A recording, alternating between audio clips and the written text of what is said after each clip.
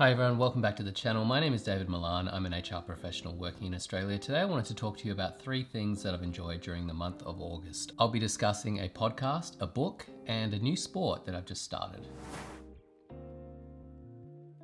So the podcast that I'll be discussing today is called Kiddo Chats. It's a new podcast that just launched this year and it covers parenting and kids and everything in between. I don't really think that I'm their target audience.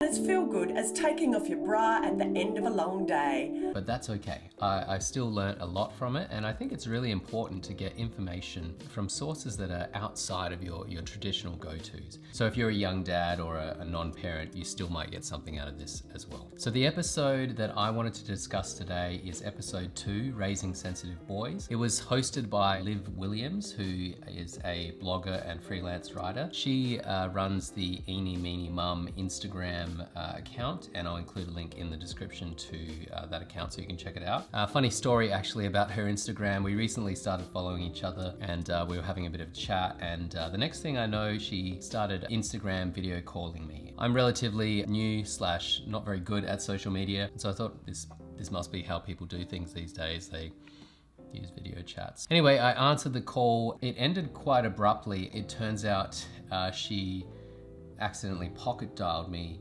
while she was getting changed to go for a run, but didn't really see much, and a gentleman never tells, so let's just move right along. Liv interviewed Madhavi Nawana Parker from Positive Minds Australia, which is an organisation that works with young people, their families, schools and organisations to help them build resilience, well-being and positive mindsets, and it looks like a fantastic company. I'll include a link in the description to their website so that you can have a look at their site and check out what they have to offer. So the podcast focused on how to parent sensitive boys. Sensitive boys are really boys who are not similar to the traditional norm of what a boy should be like. So that masculine, just jumps in and gives things a go type of boy. These are boys who are more introverted, they're more observant, they're obviously more sensitive, and they want to sit back and observe things before starting. The research does vary, but approximately 1 in 6 boys might be described as sensitive boys, or as Liv mentions in the podcast, boys who would describe themselves as delicate.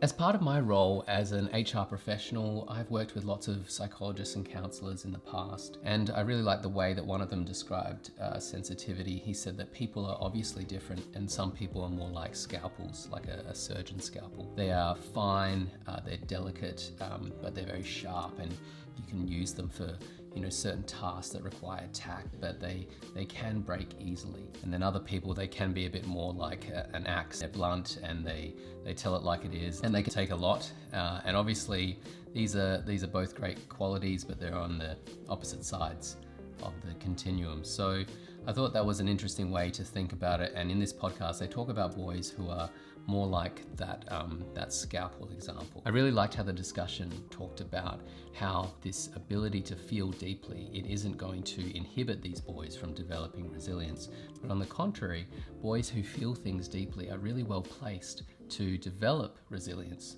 due to their ability to feel. And I really liked the way that Madhavi described resilience. She mentioned that resilience is not about taking things without feeling them. Resilience is about feeling the feeling and learning how to process it and come through on the other side as a stronger person, having processed that feeling and what occurred. So as a father to a young boy who can be on the sensitive side of things, I really enjoyed listening to this podcast because it gave me some ideas and some strategies that I've been able to implement. For example, whenever I'm talking to him and I'm noticing that he is feeling something, having big emotions, the podcast recommends celebrating that and talking about it in a positive way and having a conversation. And so I've been able to say to him and kind of praise that sensitivity and say, it's really great that you're able to feel these things. What is it like for you to see these things and observe it? It's fantastic. Can we talk about it? So in the past, and I'm not saying I'm great at it now, I work at it every day, but in the past I would be more inclined to say, hey, toughen up, get on with it. Life is hard. You need to just push through and don't worry about your feelings. But I'm trying to help him now to process those feelings and then move forward from there. I think it is a bit of a tendency in today's modern culture for men, for dads to be more on that harder side of things. We are getting better, I think, as fathers, but I thought this was a really good reminder. So obviously I've taken notes on this and saved them in Notion. I've covered it in another video, which is called How I Use Notion for Parenting, which is a video in which I detail how I use Notion to be more intentional and more organized about the way that I parent. So I'll include a link in the description if you would like to check that out. I'm really only skimming the surface of this podcast, and I really do recommend that you have a listen to it, even if you don't wear a bra. And it's feel good as taking off your bra at the end of a long day.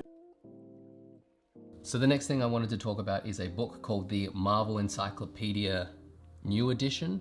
So technically this really should be my son's monthly favorite, as it's his book, but I've really been enjoying seeing how he's been using it, and I think it's fun to read as well. My son and I have just started working through the Marvel Cinematic Universe. We're watching one movie a month, and we're doing it in chronological order as opposed to the order in which the movies were released, which is a different way to watch them, and it is quite interesting to do it that way. I'll include a link in the description to a website which sets out what order you need to watch them in. Anyway, my son is really obsessed with all things Marvel, and this is a really great way to get him into reading. I love reading books, and I love the value that you can get from them, and so it's really nice for me to see him get up and go and find his book and read it. I think it's a great way to get kids into reading. It's full of, really nice illustrations, and it goes into a lot of detail about the history of the characters.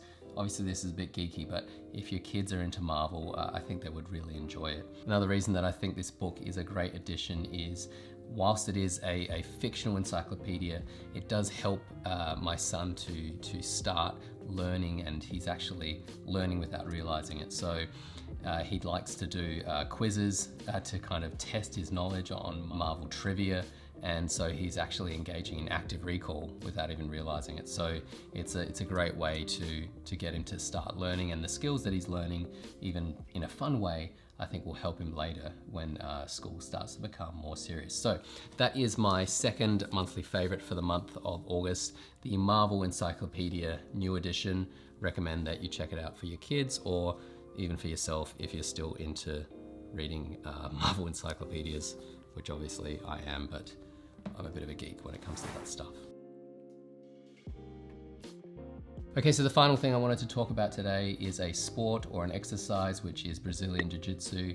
I have just started it after taking a 10-year break. So for any of you out there who have taken a break and think, oh, I can't get back into it, you can. I did it for a couple of years prior to having kids, and then I took a 10-year break, and I've just started again this year. For those of you who aren't aware, Brazilian Jiu-Jitsu is a full contact martial art. It primarily focuses on fighting on the ground or grappling, and it focuses a lot on arm locks and chokes and throws and things like that.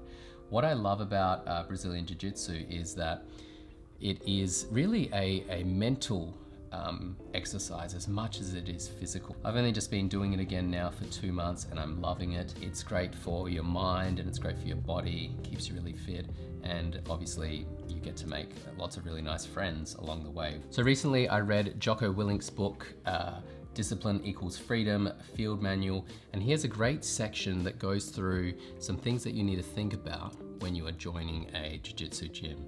So I'll go through some of those now for any of you who are interested in trying, and that'll help you, I guess, when you're picking a gym to make sure you find a good one. So the first thing that you need to think about is proximity. So you really want to find a gym that is as close to you as possible, so you reduce the barriers to getting to training. I know myself, after the end of a long day, I'll get home, and sometimes it's hard to go to training, but finding a gym that's really close by has been really helpful to me to make sure that I'm consistent in going.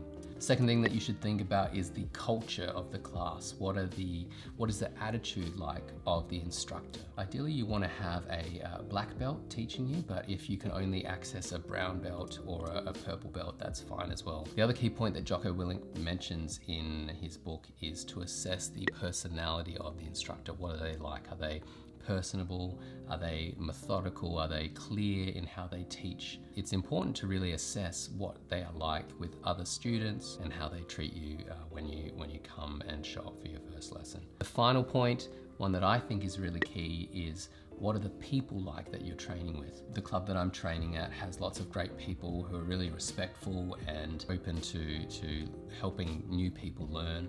And so I think that's a really key part of finding a great club to train at. So that has been my monthly favorite video for the month of August. I hope that you've enjoyed it. If you are interested in checking out some of my other monthly favorites videos, I'll include a link in the description to those. I also have put together some Notion videos which you might find useful. Notion is a great tool if you're wanting to get more clarity and, I guess, become more organized in both your personal and work life. I recommend that you have a look at Notion. Thank you so much for taking the time to watch, and I will see you in the next video.